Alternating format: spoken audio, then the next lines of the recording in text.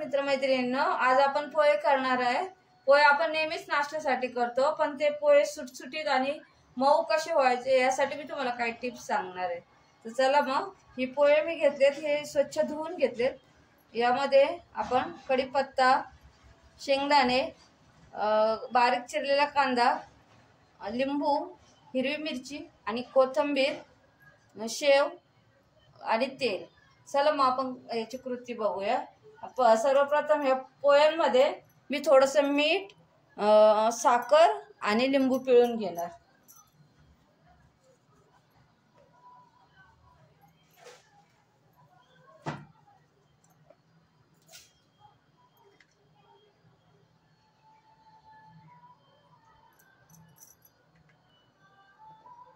हे मिक्स करून घेऊया सर्व एकत्र हाताने। गॅस पेटून घेऊया आपण परत। आता कढई आपली तापले, त्यामध्ये आपण थोडं तेल घालून घेऊया।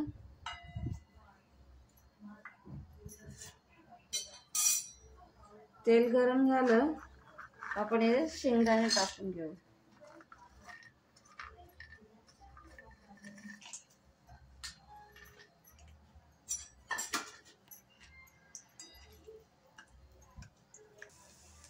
शेंगदाणे भाजून झालेत आपले, शेंगदाणे आपण काढून घेऊ।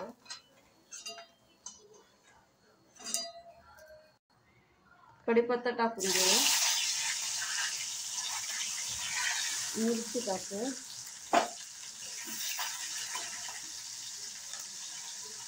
कांदा टाकून घेऊया।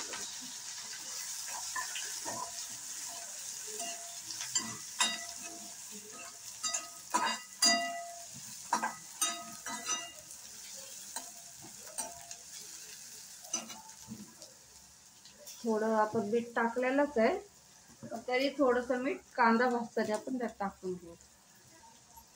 आपला कांदा आणि मिरची झाले, त्यात आपण थोडी हळद टाकून घेऊ।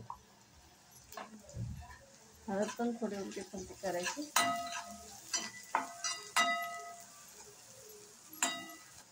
गॅस कमी करून घेऊया आणि ही पोहे याच्यात टाकून घेऊ।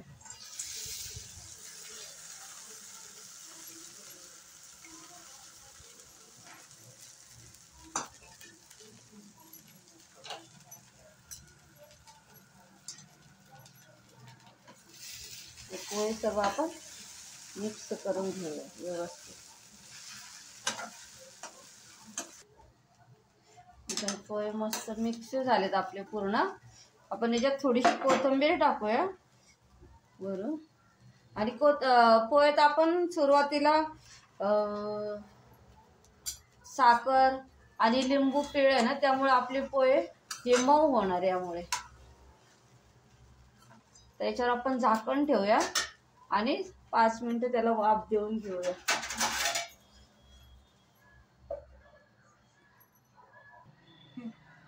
आता 10 मिनिटं झाले, तर आपण आपली पोहे परतून घेऊया।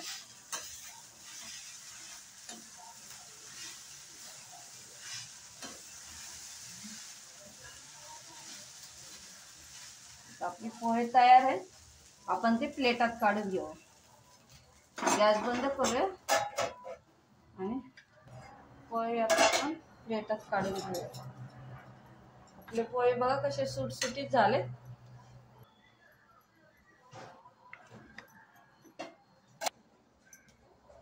यावर आता आपण शेव टाकूया,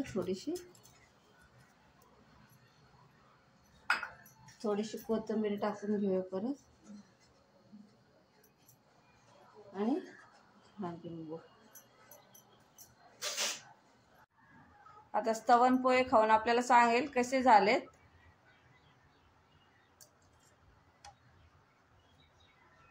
स्तवनला आवडलेत, तुम्ही पण घरी ट्राय करा। आणि आवडले असेल तर माझ्या चॅनलला लाईक, शेअर आणि सबस्क्राईब करा। धन्यवाद।